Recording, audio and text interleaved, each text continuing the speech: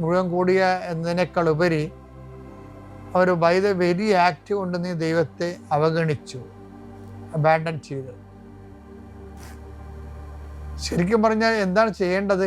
ഒരു കാരണവശാലും ഞാൻ നിന്നെ അവഗണിക്കത്തില്ലെന്ന് പറഞ്ഞിട്ടുണ്ട്.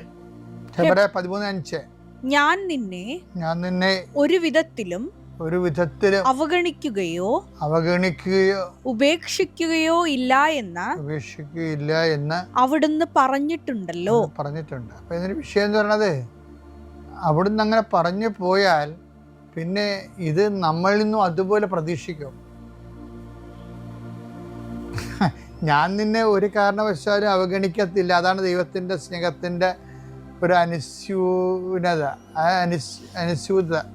അനുസ്യൂതമായിട്ടുള്ളതാണത്. അപ്പം അത് അനുസ്യൂനത എന്ന് വേണേൽ പറയാം. അപ്പം എന്താ വിഷയം എന്ന് വെച്ച് കഴിഞ്ഞാൽ, അതുപോലെ നമ്മളിൽ നിന്നും ദൈവം ഉദ്ദേശിക്കുന്നുണ്ട്. ഒരു കാരണവശാലും നമ്മളും ദൈവത്തെ അവഗണിക്കരുത്. ട്യൂഷനായാലും ജോലി ആയാലും വേറെ എന്തെങ്കിലും നടപടി ആയാലും ശരി. അപ്പം ചില ആൾക്കാർ ഒരു കോംപ്രമൈസും ചെയ്യത്തില്ലല്ല. കുർബാനയുടെ കാര്യത്തിലായാലും കുടുംബ പ്രാർത്ഥനയുടെ കാര്യത്തിലായാലും ഒരു കോംപ്രമൈസും ചെയ്യത്തില്ല. കുടുംബ പ്രാർത്ഥനകളിലൂടെയാണ് ആദ്യത്തെ അവഗണന വരാൻ പോണത്. പതുക്കെ അത് കുർബാനയിലേക്ക് കയറി പിടിക്കും.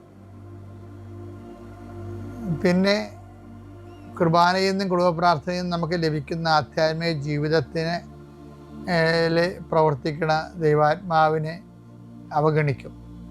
അങ്ങനെ പതുക്കെ അവഗണിച്ച് പോകും. പക്ഷേ നമ്മൾ പറഞ്ഞിരിക്കുന്ന ഒരു കാരണവശാലും ഞാൻ നിങ്ങളെ അവഗണിക്കത്തില്ലെങ്കിൽ നിങ്ങൾ ഒരു കാരണവശാലും എന്നെ അവഗണിക്കരുതെന്ന് തന്നെയാണ് ഓരോ വചനത്തിനും ദൈവത്തിൻ്റെ ഒരു ഉൾവചനം എന്ന് പറയണത്.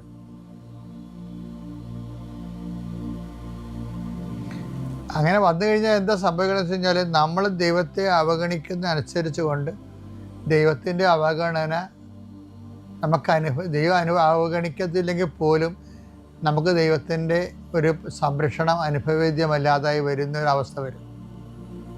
എന്ന് വെച്ചാൽ പലത്തിൽ അവഗണിച്ച പോലെയാവും. ദൈവം അവഗണിക്കുന്നില്ല, ദൈവം പരിഗണിക്കുന്നുണ്ട്, പക്ഷെ നമുക്കത് മനസ്സാവാത്ത, അനുഭവിക്കാൻ പറ്റാത്ത അവസ്ഥ വരും. ഇങ്ങനെ ഒരു അരാജകത്വം പിടിച്ച അവസ്ഥയിലാണെങ്കിൽ നിനക്ക് ഈ നോൻപ് കാലത്ത് തിരിച്ചു നടക്കാനും അനുദപിക്കാനും സമയമായി.